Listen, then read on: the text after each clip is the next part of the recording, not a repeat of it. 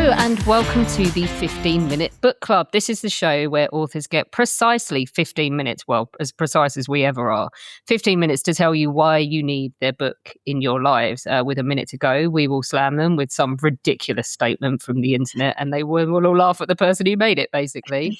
And don't forget, if you are a Patreon subscriber, not only do you get early access to this, you also get extra special things like book reveals, and you also get 15 minutes extra every week where we go behind the scenes to talk about the book. Now, the book in question today, Matt is buzzing. Matthew, why are you buzzing?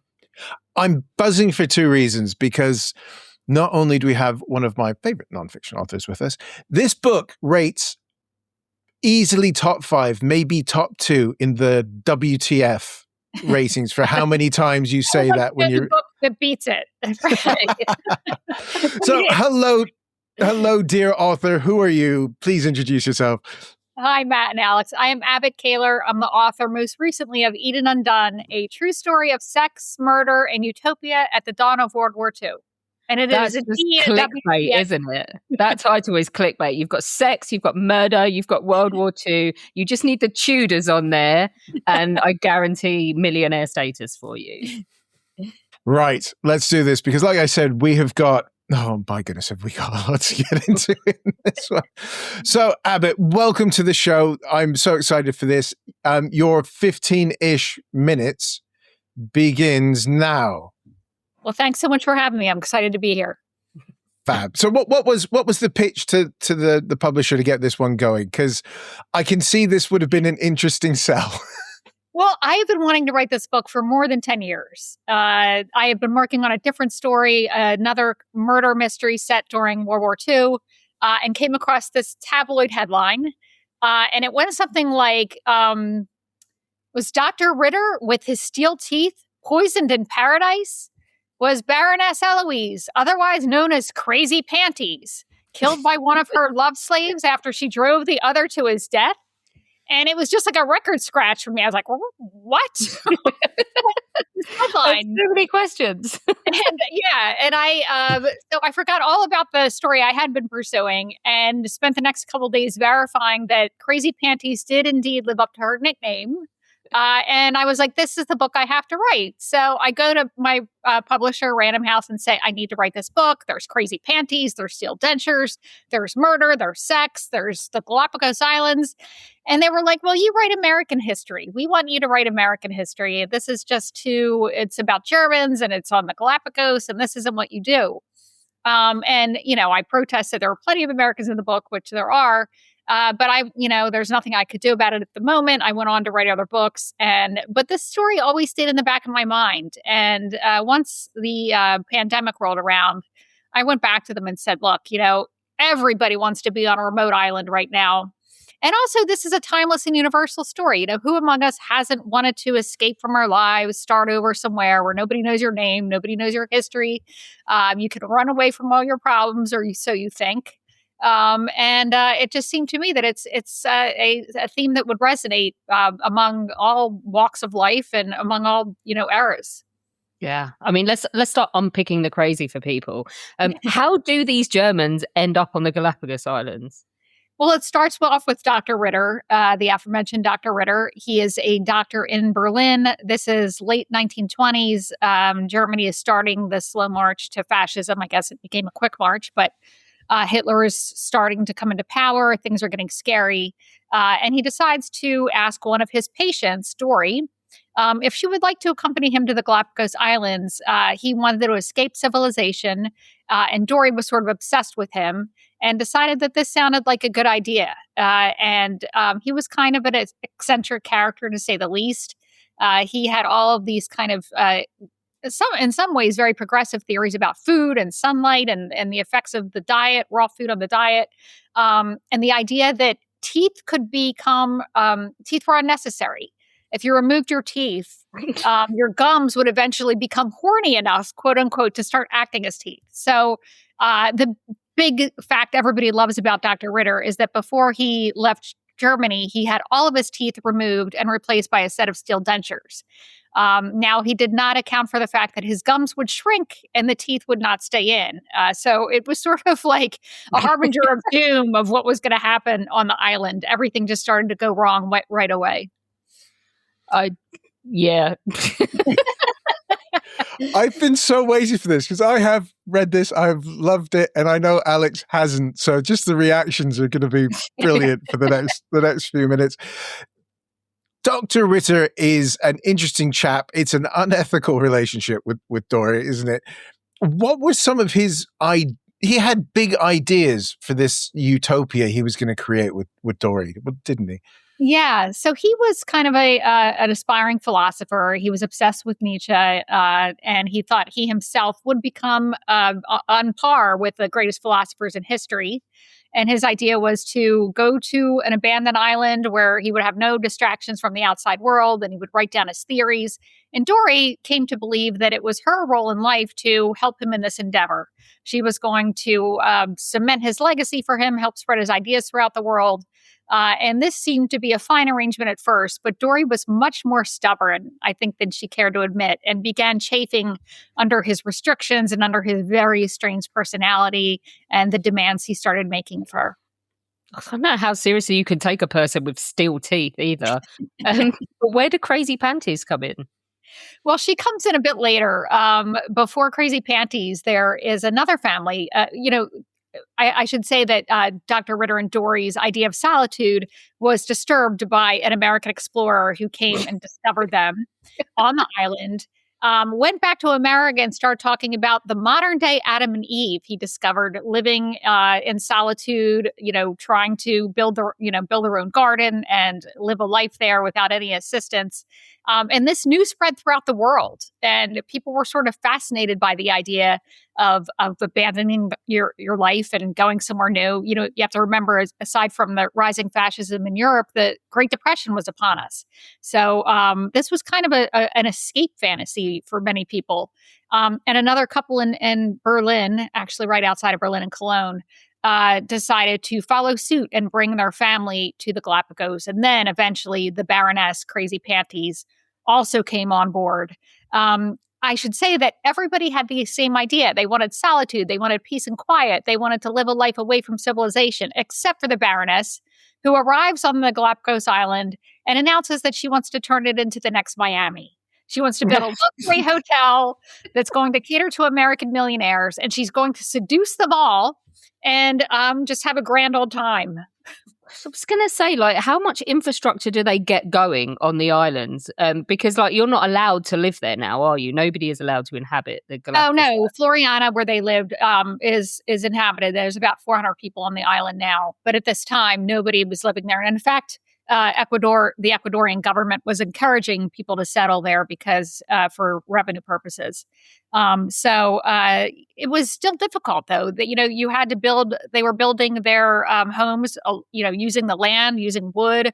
They had to make a grueling, miles-long journey from the shore where supplies were dropped off up into their habitat, which was kind of in the highlands of the island, because there was a spring there, and they got some precipitation for their garden there. And Dory had multiple sclerosis, so here she is dealing with Frederick and also dealing with a very painful condition. Her leg hurt because of her multiple sclerosis. And so there were varying degrees of success in terms of building their encampments, and always challenges, wild animals, bugs, predators, and human and animal predators, I should say. As much as the Baroness is fascinating and intriguing, I think is probably a polite way of putting it, the Wittmer family, I couldn't really get my head around, because they are, husband, wife, 2 young kids, and they drag them to this island in the Pacific. But they seem to be the ones that they coalesce. They actually find that little piece of Eden, don't they? They seem to have a slightly more well-adjusted view of what they were trying to do on the island. Yeah. And, one of my favorite scenes in the book is between when the two couples first meet, when Dory and Frederick meet Margaret and Heinz Whitmer. And at first, Dory's excited by the idea of having a female friend on the island. Dr. Ritter is getting weirder and weirder. And she's just like, wow, I might have a respite. And of course, Dory and Margaret meet each other and immediately dislike each other. Margaret is 5 months pregnant when she arrives in Floreana. And Dory looks at her and says, what kind of idiot would choose to give birth on this remote island? And Margaret looks at Dory and says, what kind of idiot quotes Nietzsche on a remote island? Like, what are these? So they didn't seem to have anything in common, even though they were both from Germany and around the same age. But the Whitmers, settled in very pleasantly and comfortably. And I think this really bothered Frederick Ritter in particular. So when the Baroness does turn up, she's tracking 2 blokes with her, isn't she? She is dragging 2 blokes with her.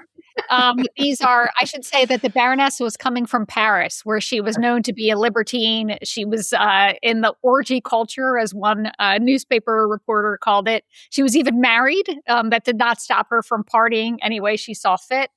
And she brought along 2 of her male lovers. One was named Rudolph Lawrence, who was kind of the weaker one of the 2, and one was Robert Phillipson, who was this very handsome, strapping man who quickly becomes her favorite. But she brought a backup. I love it. Like, she had plenty of male attention. I think at one point, a visitor, she does build her. I wouldn't say it was luxurious, but she builds her hotel, and one visitor calls her hotel, quote, a festering sex complex. So, 5 stars on TripAdvisor, right? For sure. It's a wild tale, which I think we've gone across in the first 10 minutes. But the thing that I found intriguing was they become this cause celeb, don't they? People come to visit just to gawk at these crazy people.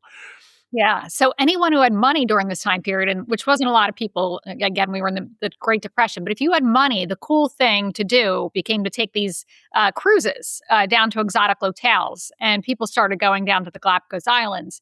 And the settlers on Floreana actually became a marked attraction in the tour guides. Go and see the Whitmers, go and see the Ritters, go and see the Baroness. And of course, all of these people who, at least, Ritter especially, who once claimed that they wanted to live away from civilization without benefit of men's help, or now they were competing for supplies and attention. And he became quite hypocritical about it. He was the first in line when gifts were doled out. He wanted to make sure he was the one people saw first. And he and the Baroness in particular developed a competition to try to see who could get more attention and more gifts from all of the visitors. I love it. Like, who's the biggest narcissist on the island? We're obviously like priming people to go and buy your books. We're not going to give away the whole plot. But why do you think things start to go wrong? Do you think it's a clash of wills on a very small island? I think that, the broad answer would be that everybody has a different idea of what utopia is. It's such a subjective concept. Ritter had one idea, Dory had another idea, the Baroness, of course, had a different idea. And when you're on a small island where you're going to be running into each other, and then when there's outside influence brought in, it's going to become combustible at some point. I call the book like an adult Lord of the Flies. Like it was a bomb waiting to go off, and there was no way there was going to be some kind of, calamitous situation, especially between Ritter and the Baroness, who I also believe had a love affair at one point. So, which only added to the turmoil. With his false teeth hanging out of his mouth. Yeah. We're coming up on time for our Mr. Gammon question, but just a quick one, really. What did you think of these people when you'd completed your research and finished the book? Well, I loved all of them. I thought they were fascinating. This is the thing about history. You want to get into complicated people. The Baroness is probably the most interesting woman I've ever written about. She just was such a character that I almost couldn't believe she existed. And in fact, I remember when I pitched this book as a novel, when I couldn't get them to take it as nonfiction initially, I pitched it as a novel. And they said, you can't do this as fiction. Nobody will believe it. And that's the funny thing. Fiction has to be believable. Nonfiction can be unbelievable. And I think that's one of the great things about nonfiction. Well, I think that's a perfect segue. And I'm going to hit our buzzer a little bit early because Alex has got something along those very lines for you, Abbott. I've found an idiot on the internet. You've always got to question the 1-star review that begins, "This was written well, technically." Well, then it's not a 1-star, is it, dickhead? But then she continues. She calls herself Secret Shopper because, of course, you wouldn't sign your own name to this idiocy. She says, "I didn't enjoy it very much. The people were all mostly odd or borderline psycho, and the island sounded horrible. Just an all-round unpleasant experience to read about." I can only say that I wish that person could go back in time and show up in Floreana and have the Baroness confront her. I read it and I was like, babe. Work of her. But you know what? Nonfiction is not for you. I was going to say, like, babe, nonfiction's not your bag by the sounds of that review. It's so funny. It's like, if I had made these people up, fair comment. I did not make these people up. I have probably 80 pages of notes at the end of this book. Yeah. And if they're unlikable, it's because you found them unlikable in real life. I don't have the imagination. Yeah. I questioned someone who's like, I just didn't like the murderer. Like, whoever the murderer was horrible. Like, really? Yeah. Exactly. Oh my God, the psychopath is unlikable. What are you going to do? Next? I was just like, yeah, you picked up a non-fiction book, sweetheart. Therefore, I think she needs to read some romance. I think she needs to go find a Jojo Moyes book set in Ibiza somewhere or some nonsense and amuse herself and leave the rest of us alone, I feel. Leave us alone to we like the psychopaths. Yeah, we like our facts and our logic and our psychopaths. Thank you very much. Time's up. That was perfect. Look at that. Yeah, that was the first time we've actually nailed the timing. That was great. That really went well. And thank you, Alex. You handled that so nicely. Thank you so much. We never actually, to be honest, I couldn't find a bona fide horrible review of this book. Oh, well, I'm so happy to hear that because I really don't worry. There's nothing lurking out there, but we always go for something silly so that we can shred them, basically. Oh, I appreciate that. And that was perfect because that's really absurd. Yeah. It is. Thank you very much. This has been amazing. Stick with us if you are a Patreon subscriber because we are going to do 15 more minutes on. I'm dying to know about the research material for this and how this book got written. And we may even touch upon why Richie from Happy Days is not a nice person in our good books at the moment. So stay tuned for that. But please, go on, Matt, you do it. You're waving the copy around. Tell everybody about the book. I do. I've got to turn it around now to read the cover. The book is Eden Undone, a true story of sex, murder, and utopia at the dawn of World War II with our fabulous guest, Abbott. So thank you so much for joining us, everybody. Links are in the description below. We'll even put description to my other favorite book. Thank you. Which is Ghosts of Eden Park, which if you like wild, weird, and was it the first case that got dismissed with temporary insanity in the United States? No, it was, I'm putting you on the spot now. I know you are. I wrote this a long time ago. I think that one of the interesting things about that book, which is, God, talk about a strange character, talk about a psychopath, is that there was a female assistant district attorney involved. And this, of course, is in 1921 when such things were unheard of. So it was really fun to not only highlight a very charismatic psychopath bootlegger who was a character in the show Boardwalk Empire, if anybody remembers, and also a more successful bootlegger than Al Capone, it should be said. But also a pioneering female politician who was just really incredible and well ahead of her time. Yeah, I'm pointing at my Adrian Teal caricature. Oh yes! Oh my God, Adrian. Yeah, that's which I think I won in one of your Twitter competitions back in the day when the book came out. So it was so kind of him to donate that. He's such a talented artist. Yeah. It's pride of place in the back of all these videos. Anyways, we're getting into extra time, and if you're not a Patreon person, you don't get this. So until next time, everybody. Bye-bye.